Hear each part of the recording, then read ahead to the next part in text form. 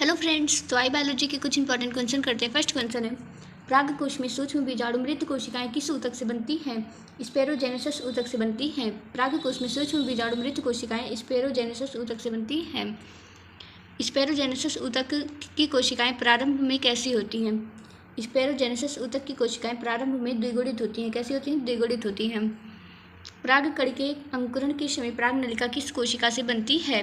वनस्पातिक कोशिका से बनती है। प्राग कण के अंकुरण के समय प्राग नलिका किस कोशिका से बनती है? वनस्पातिक कोशिका से बनती है। जनक कोशिका के विभाजन से बनने वाले नर युग्मक कितने गुणसूत्रीय होते हैं? आगुणित होते हैं। आगुणित होते हैं। जनक कोशिका के विभाजन से बनने वाले नर युग्मक आगुणित गुणसूत्रीय होते हैं। बीजांड का वह भाग जहाँ बीजांड वृंत जुड़ा रहता है कहलाता है हाइलम कहलाता है। क्या कहलाता है? हाइलम। बीजांड का वह भाग जहाँ बीजांड वृंत जुड़ा रहता है हाइलम कहलाता है। बीजांड में पोषण ऊतक कौन सा है? न्यूशेलस। बीजांड में पोषण ऊतक न्यूशेलस है। बीजांड में पोषण ऊतक न्यूशेलस है।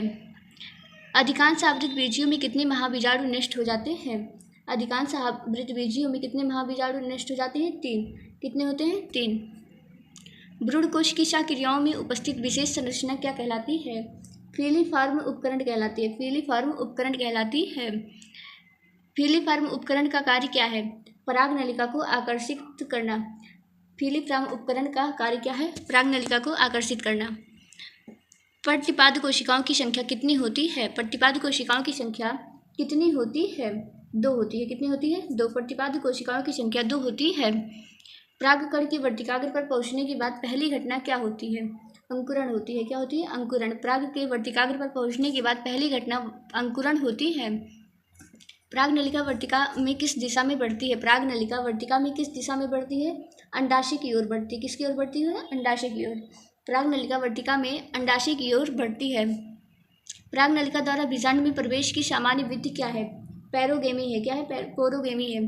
प्राग नलिका द्वारा बीजांड में प्रवेश की सामान्य विधि पोरोगेमी है। क्या है? पोरोगेमी। माइक्रोफाइल द्वारा बीजांड में प्रवेश को क्या कहते हैं? माइक्रोफाइल द्वारा बीजांड में प्रवेश को क्या कहते हैं? पोरोगेमी कहते हैं। क्या कहते हैं? पोरोगेमी।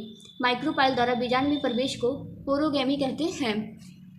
चलाजा द्वारा बीजांड में प्रवेश को क्या कहते हैं? चलाजोगेमी कहते हैं। क्या कहते हैं? चलाजोगेमी। चलाजा द्वारा बीजांड में प्रवेश को चलाजोगेमी कहते हैं।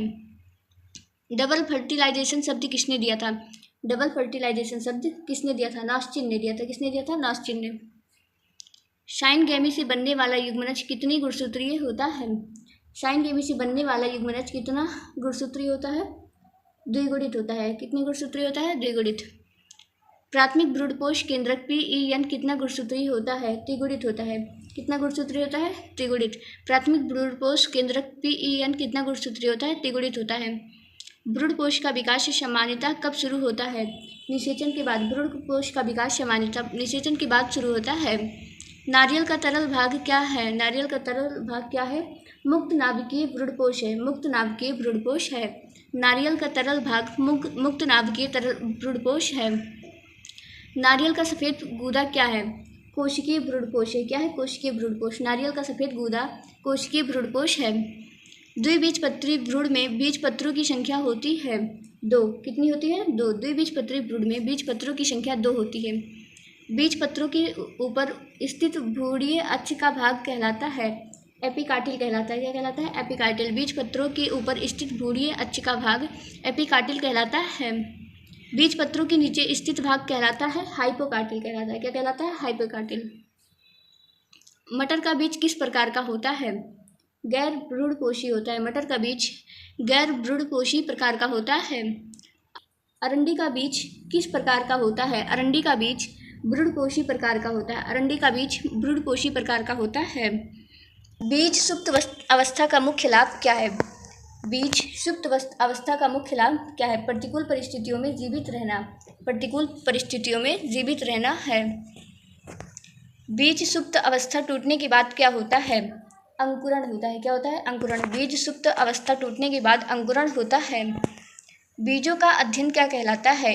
बीजों का अध्ययन क्या कहलाता है? स्पर्मेटोलॉजी कहलाता है। बीजों का अध्ययन स्पर्मेटोलॉजी कहलाता है।